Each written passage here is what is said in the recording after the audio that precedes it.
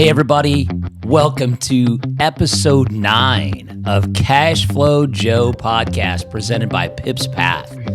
I'm Pip Stellick, joined by my business partners, Steve Hipple and Bradley Strack. Bradley, how are you doing today? I am doing so good. So good. That's awesome. And Steve Hipple, how are you today, my friend? Hey, Pip. Hey, Pip. What's up? There we go. So we're here to help beginning investors with their first transaction and also to work with seasoned investors on how to make more money by doing more properties with less of their own money, using leverage and doing it in a safe manner. Our company trains and mentors thousands of students all over the world, Bradley, to become successful real estate investors. For more information, visit our website, pipspath.com, where we have tons of free resources and videos for you to get started and how to put together your own score on keeping score so you know how to get going in property. Now, with that being said, today we are going to talk about cash flow. Well, there we go. It's Cashflow Joe. We're going to be talking about cash flow. We're 9 episodes in, and now we're talking about cash flow. Maybe we should have talked about this on episode 1, I believe. Not really sure. So what I think happens is many investors, they want appreciation. And the problem with appreciation is nobody knows if the market's going to go up, down, or sideways. Now, Sam will tell you. If Sam was here today, he would be telling you that he knows the top and the bottom of the market. But I'm going to let him share that with you later on. But he does know. He's the only guy I know. Bradley, you know anybody else in the world besides Sam that knows the top and the bottom of the market? It's only him. He knows both of those, and He's real smart. He's real smart. Yeah, I think he Just thinks, ask him. He thinks he's real smart. Well, I don't have a crystal ball, and in fact, the crystal ball I have is broken, so I don't know if the market's going to go up or down. I do know that cash flow will allow you to make monthly or to pay for your monthly expenses. I know that cash flow can help you put your kids through college. I know that cash flow can fund retirement. And this is why we like property so much, because it allows us to have cash flow. What we also are allowed to do with cash flow is to protect from the unknowns. I know Bradley was talking about his parents back in 2008 and some of his relatives.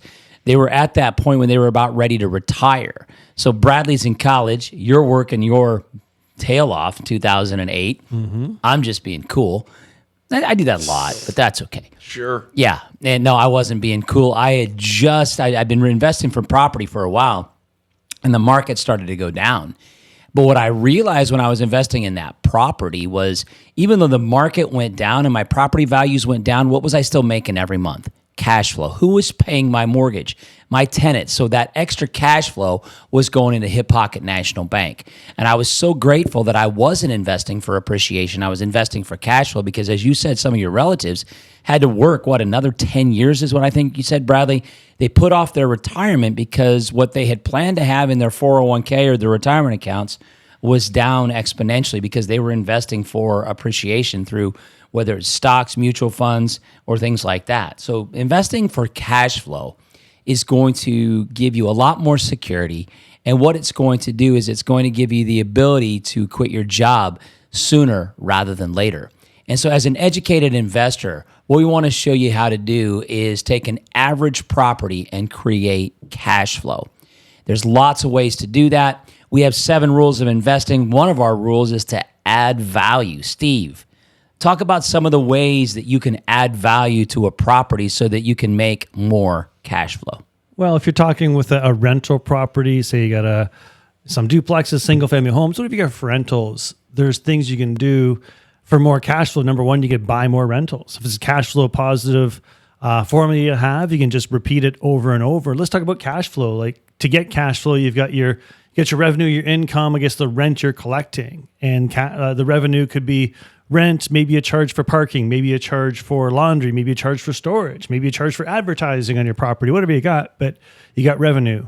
Then, of course, you got expenses. You got your monthly operating expenses, your property taxes, your insurance. Maybe you pay the utilities. Maybe the tenants pay the utilities, but you got some expenses. We always have expenses. So cash flow equals a simple formula. Revenue minus expenses equals cash flow.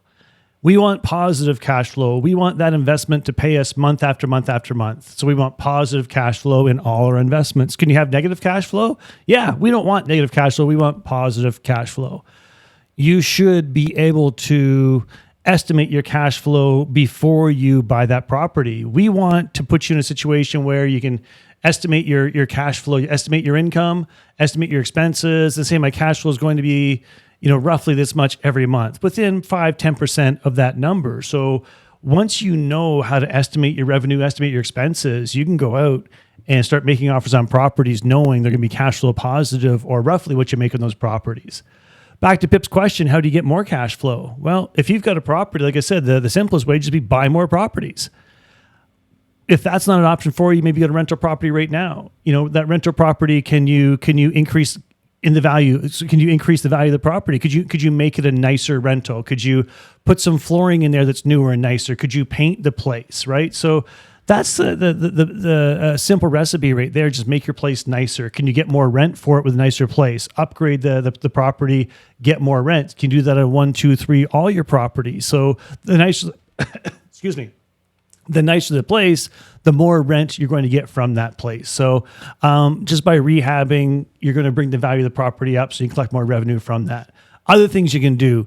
Can you do a lease option on your property? Well, a lease option adds value. You're going to put a buyer in your property. They're going to give you some money as security for your property. We won't get into too much of that right now, but by doing that, you're going to pass along the maintenance to the new buyer. You're going to pass along, cutting the grass or fixing the air conditioner, whatever it needs. You're going to pass along the maintenance. So with that, your expenses will go down. With that, your revenue will go up because you've got a buyer in there who's taking care of the maintenance, saving you money, but also to pay rent, probably a higher rent than the average. So by doing a strategy, what we call lease option, and we all at Pip's Path, we're all big fans of lease options. My lease option was 13 years ago, and I've been a big fan of them ever since. In fact, Pip introduced me to lease options 13 years ago, and I'm forever thankful because it changed my life exponentially. So a lease option will give you more cash flow month after month. Bradley, you talked to Bradley about short-term rentals. Like, he's a big short-term rental guy. He's been doing them for years. He taught me short-term rentals years ago, and that's a higher cash flow strategy. So rather than just renting a property and getting tenants and having a bit of tenant turnover and that kind of stuff, well, short-term rentals, you're going to get 3, 4, 5, 6 times the revenue. Will your expenses be higher? Yes, of course your expenses will be higher, but if I can get 3, 4, 5, or 6 times more revenue, my expenses are a little bit higher, I'll take that all day long. So it kind of comes down to what you know. When people say, well, I wish I could make more money. Well, what are you going to do? Can you buy more rental properties? Can you spruce up the rental properties you have? Can you change strategies to a lease option? Can you change strategies to a short-term rental? Well, what if you got commercial property? If you got commercial property, you got some leases, can you convert those to maybe triple net leases? Or can you have your tenants, your commercial leases pay more of the expenses? Maybe not triple net, but anyway, we're getting in pretty deep here. I don't want to throw too much at you guys here, but I think one of the simplest thing we overlooking to add more cash flow, the simplest thing is the financing. Is how do you finance that deal? How did you get in that deal in the first place? Did you pay for that property cash? Well, you might have some cash flow because you bought cash flow because you don't have a mortgage. But how many properties can you buy with no mortgage? Not very many for most investors. If you start using more creative financing, using joint venture partners. Well, if I've got no money in the deal, if I get a joint venture partner to do the down payment for me, so I've got no money in, a joint venture partner brought the money in, every dollar I make is in my pocket. I've got no expense. So that's a strong way to increase your cash flow. There's all kinds of creative financing ways we can get into with structuring a deal, whether joint ventures, seller financing, syndicate mortgages, credit, lines of credit, all kinds of ways. But all these things, they increase your return on investment. They increase your cash flow, allow you to do more deals. And it keeps you safer because if you're using less of your own money, you've got less risk and a higher ROI. And so when we look at these types of properties, any type of rental property allows us to get that type of cash flow.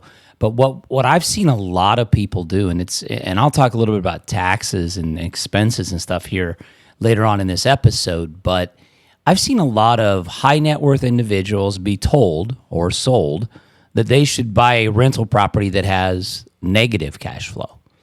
You and I both have taught, Steve, over in Australia, and they do negative gearing is what it's called. It's a term we don't use in the U.S., but what that basically means is you're buying a property that has negative cash flow so that you lose money on it to offset income you're making in your high income job. To me, that doesn't even make sense. But I see it happen on a regular basis by uneducated investors because they think that's the way to do it. The cool part about property, like I said, I'll get into taxes here a little bit later, at least a very basic level of taxes, is understanding that cash flow is going to be one of your least taxed incomes that you have out there. And so we want to be able to create as much cash flow as possible. And when we create that cash flow, it becomes consistent income. And if you're doing real estate, the only way you make money is on big hits like rehabbing. You're going to have some big hits, but you're going to have some big lulls too. Because when you buy a property to rehab it, there's 3, 4, 5, 6 months where you're in the negative cash flow game. You're not making any money on that rehab. You're putting money out. So it's a liability until you either sell it or you refinance it and rent the property out. So we want to be buying properties that are putting money in our pocket on day one. And I want to talk a little bit later on market cycles and the fact that even when the market goes down, rental real estate cash flow is what it's all about. So Bradley, I know you do a lot of stuff with short-term rentals. What are some creative ways that you can actually create even more cash flow? And I know you've done this in many of your properties. What are some creative ways that you can create more cash flow in a short-term rental? Yeah, cash flow. And again, for my wife and I, as we got started as investors, it was what really pushed us towards doing short-term rentals was they do make, like Steve said, a lot higher cash flow than a traditional rental. So I'll get into some of those distinctions about what we would do to increase that cash flow in the short-term rental side of things. But I also wanted to preface that with one of the exits. I guess one of our 7 rules of investing is also have exits, and I'm sure we'll do an episode on all 7 of those for you guys. But one of our rules is always have exits. And even on a property that I was operating as a short-term rental, maybe it was near Disney, maybe it was near the beach, one of the exits I would always have is I would check to make sure it would also cash flow as a traditional rental. So that old school traditional style, the tenants come, they sign a 1-year lease, they bring their own furniture, they pay for the utilities, but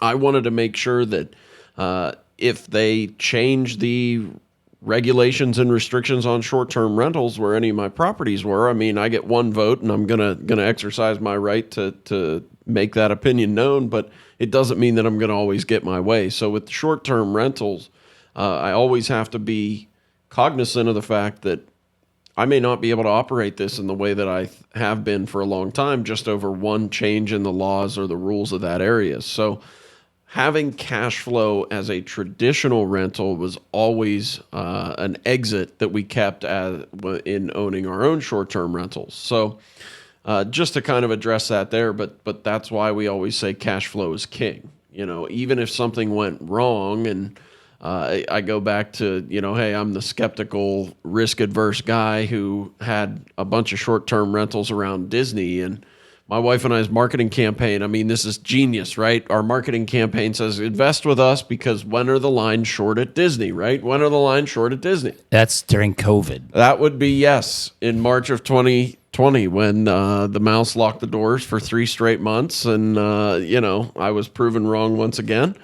Which, hey, these things happen, but that's why you got to be prepared. And knowing that I had cash flow as a traditional rental and had other exits on those properties, even when the unthinkable or the unpredictable happened, we were still okay with that. So that's really, my kick about cash flow. But to answer your question on improving our cash flow even more as a short-term rental, and like Steve was saying, you could make 4, 5, 6 times your money using a property as a short-term rental if you've got the systems in place to do it correctly. And so we would turn lots of different things on that property into other streams of cash flow. So on our properties near the beach, we could have paddle boards in the garage that were locked up, so locked to the rack that they're on. And once the guests get there, hey, if you want to rent the paddleboard, we can give you the combination to the lock for the week. It's $30 a day. Maybe it's bicycles. Maybe it's the use of a gas grill in the backyard. And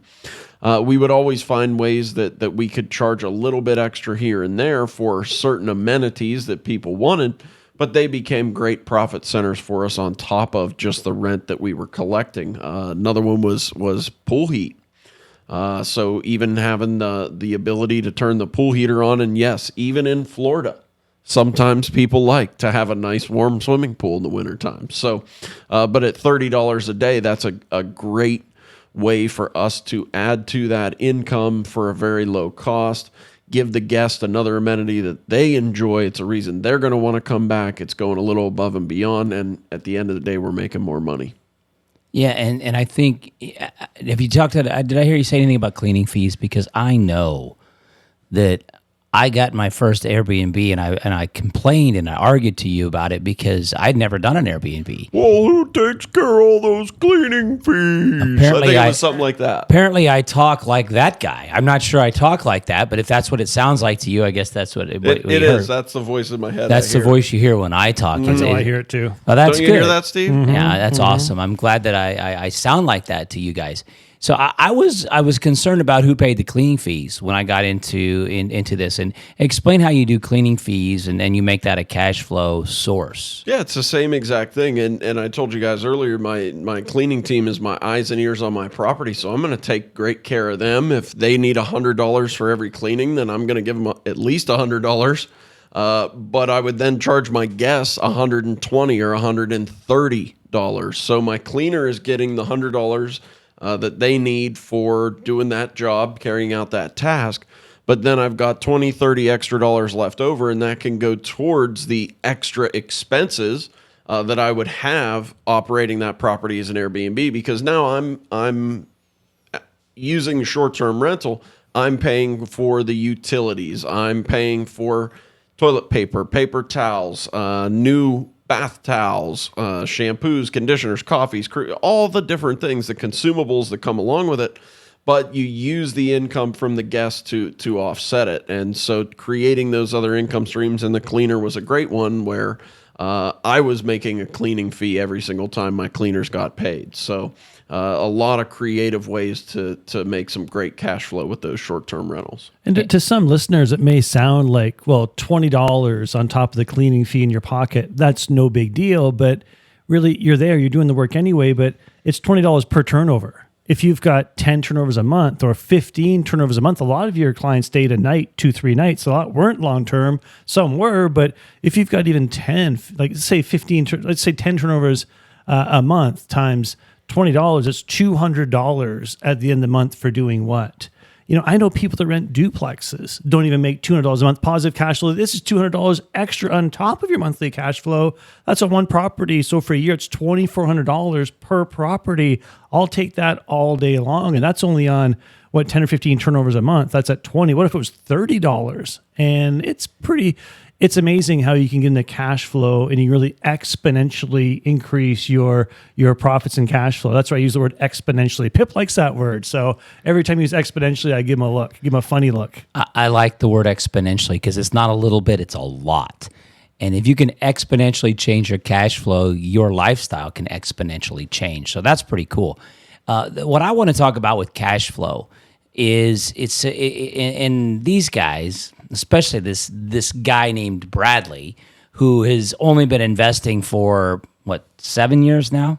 Yeah. Is that right? 7 years. 7 years. Go-getter. And even Steve would tell you he didn't start investing before 2010. I remember back in 2008, I had properties that we purchased, and within 8 months, they were worth 50% less than the day I bought them. There's not a thing I could have done about that. And that ended up being a huge opportunity for us in our business, is to actually learn how to buy properties when everybody else was selling. And somebody asked me, we were at a class in Oklahoma City recently. And at that class, they said, well, Pip, what do you think the market's going to do? I said, I have no idea. They said, well, what if it goes down? What if it tanks? I said, I'm going to be buying lots of properties at pennies on the dollar, because I've seen it before. I'll see it again.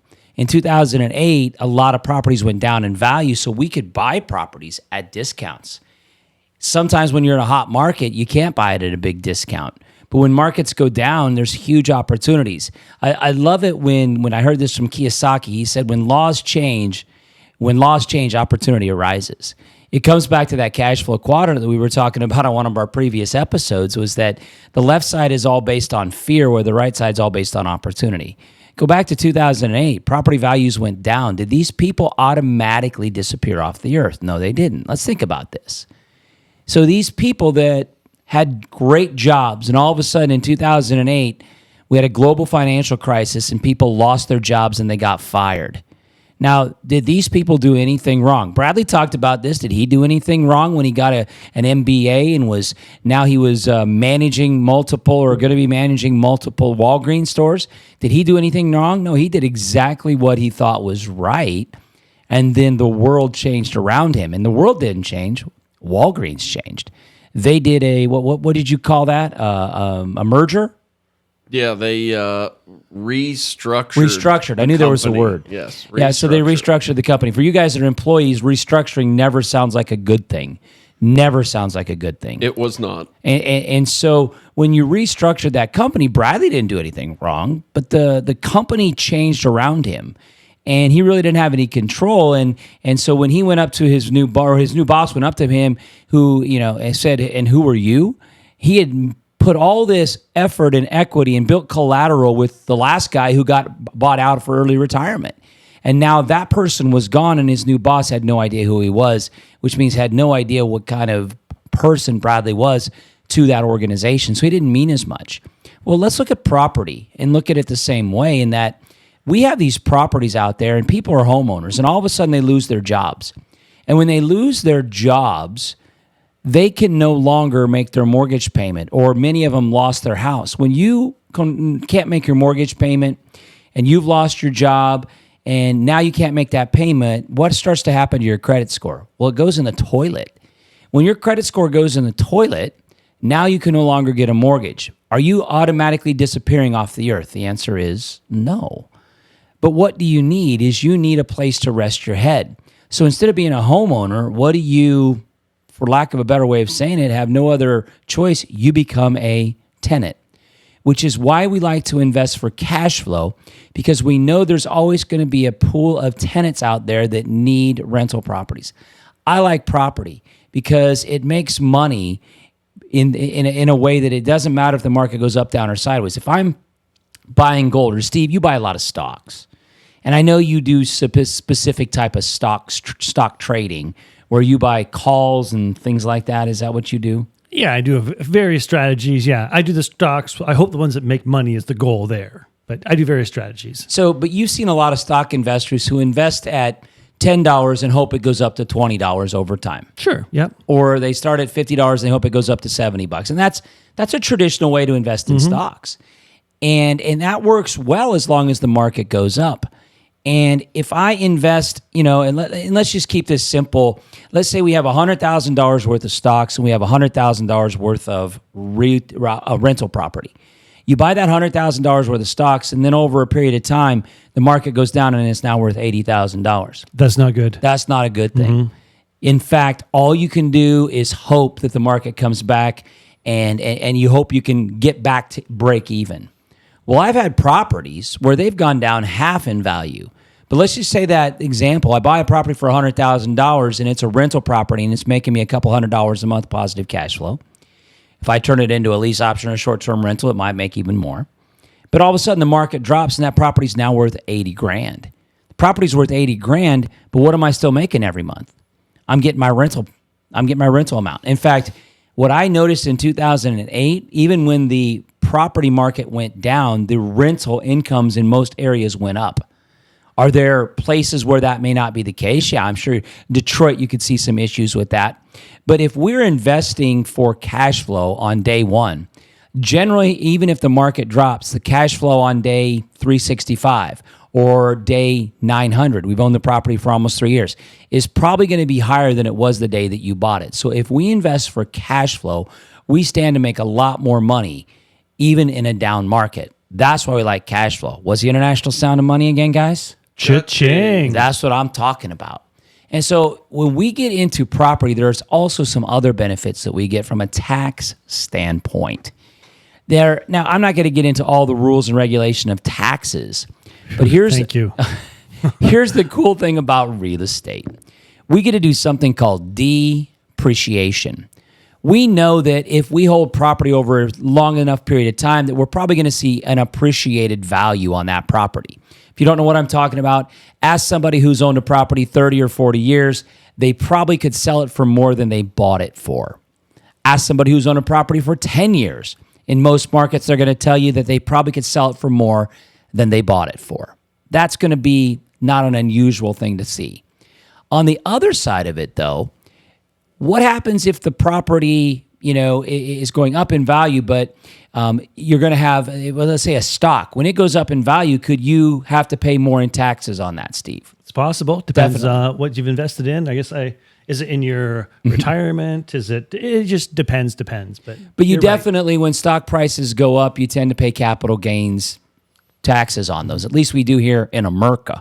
I don't know how you all do things in Canada. That's a whole different world up there. Very similar. Yeah, I think it's pretty similar. There's way more things similar than there is different, whether real estate between Canada and U.S., whether it's stocks, Canada. There's people think it's so different. Are there some laws that are a little bit different? A little bit. Are there some taxes a little bit different? But the actual investing is way more similar than it is different. But a lot of people don't quite get that, but it's true. I've invested in Canada and U.S. is way more similar. Yeah, and the biggest difference between Canada and the U.S. is the way they talk up there, because they talk really funny. Cool. They don't have a cool accent like I do. Yeah, I have a cool accent. Maybe Bradley from Delray Beach, Florida. Maybe him, but I don't know. That's not an accent. You keep trying. There's no accent in Delray. And so anyway, when we look at this scenario and we're looking at real estate, even if the property goes up in value, every year you have the opportunity to get a tax benefit called depreciation. Even if you make positive cash flow on your property, we get the benefit of depreciation, which means we get a tax benefit. Now, you're going to talk to your accountants. You're going to make sure you do everything legally. But when it's all said and done, we actually get the opportunity to have a tax benefit because we own real estate.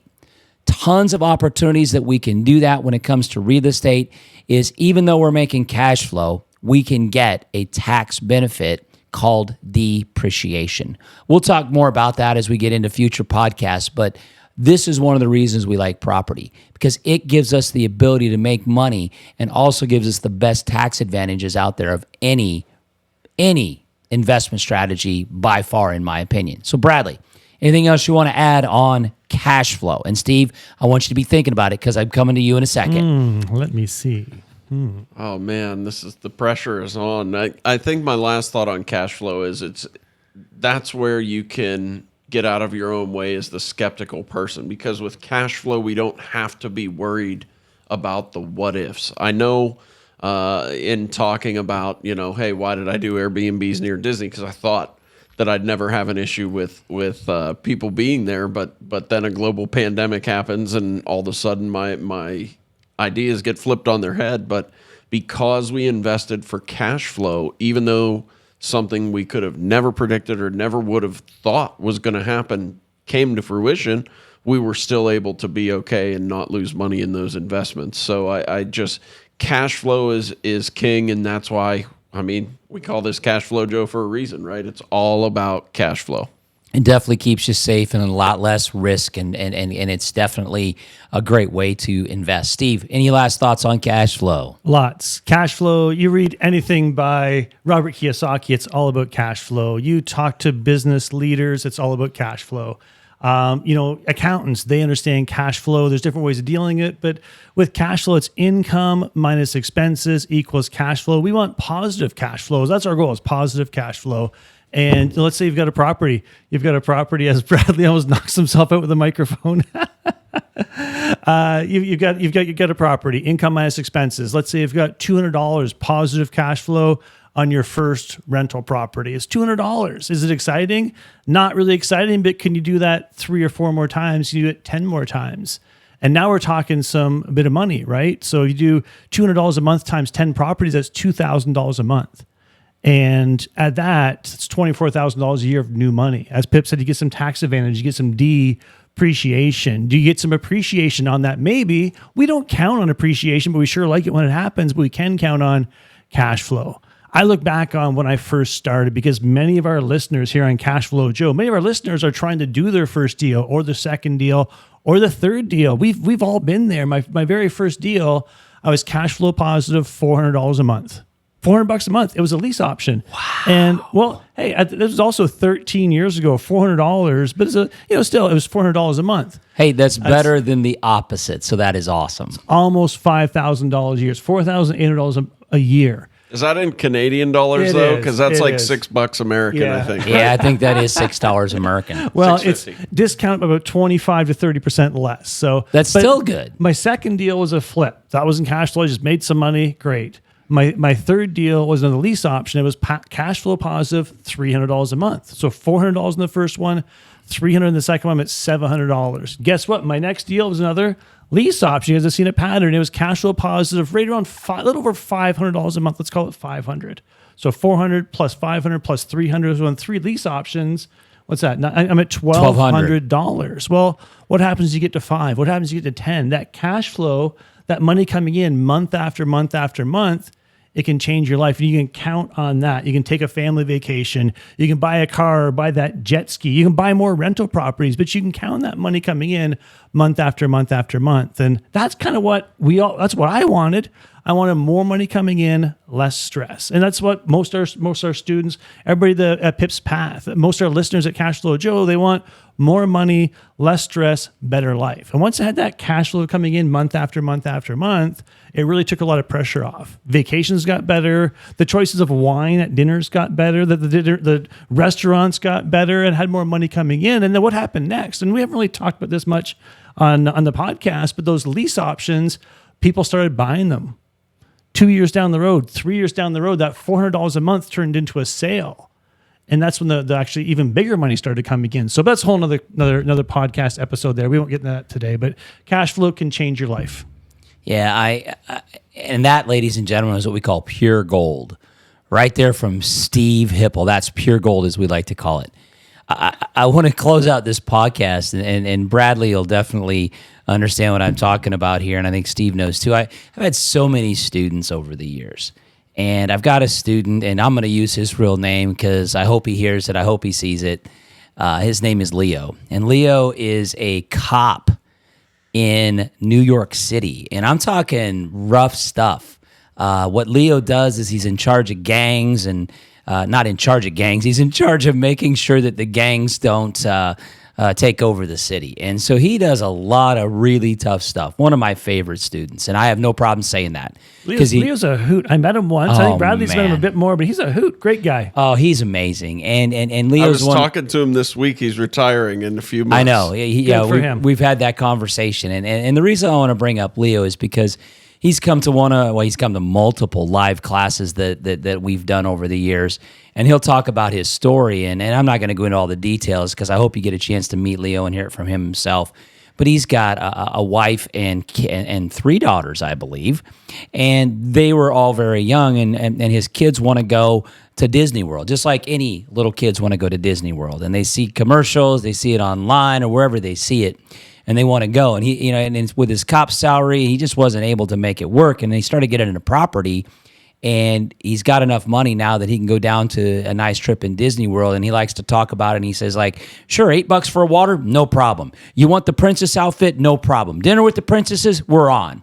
And it wasn't like he was spending money frivolously, but he at least had the option, or more importantly, the choice that he could make. Instead of saying, I can't afford it, he basically said, we can afford it, and we're going to do it because that's what life is all about, is being able to take care of those people in your life that mean the world to you, his daughters and his wife. And Leo gets emotional about that because, and he's a tough New York cop, and he's got a great New York accent. It's awesome to hear him. I hope someday we can have him on as a guest. In fact, we need to make sure we put that on. That Leo's one of our guests on one of our podcasts. I text him right now. Oh, there we go. And so we'll wait till after he's retired and he has more time from being a cop. But the reason he's able to retire is obviously he's put a lot of time, effort, and energy into doing that, but he's also got real estate on the side. And that's what it's all about, is having cash flow. And if I was teaching a class, I'd say turn to the person beside you and say, I like cash flow. I like cash flow. We all like cash flow. So what I want to make sure you guys know is that we are going to continue to talk about these things. And what we want to do on our next episode is we're going to talk about how do we incorporate real estate investing into a busy life. You heard me talk about Leo. All of us were working full time when we got into this. And so we hear these student objections everywhere that we go, they just don't have enough time. Everyone has 24 hours in a day. When I got up this morning, I had 24 hours. Bradley, you had 24. Steve, you're Canadian, so we have to take the ratio off there. So you only had whatever that would be, 20 hours, because it's about 75% of what we got in America. Took you a long time to say that. Yeah, it takes. I can't. I was gonna say we do things faster. We're more efficient. Yeah, you're definitely more efficient. And so we'll show you how to focus on specific actions so you can start building your portfolio with only doing this a few hours a week. Now, I don't think you want to miss that.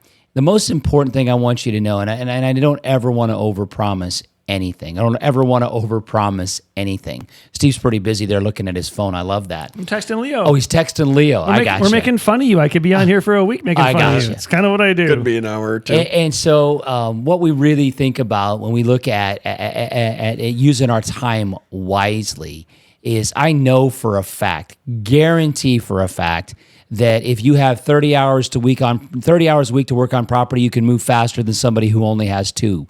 But I've seen people who have a lot less time than others working in this business. They do it a lot faster because what they do is they work smart. They don't work hard. And that's what we're going to show you how to do on our next podcast, is show you how to incorporate property investing into your busy life. So before we get out of here, just want to say it again, if you haven't already, subscribe to the podcast on whatever platform you use. For more investing information, go to our website. That's pipspath.com. Follow us on social media at Pips Path to Property and Cashflow Joe Podcast on Facebook, Instagram, and YouTube. Leave us a comment, give us a follow, and we will see you on the path.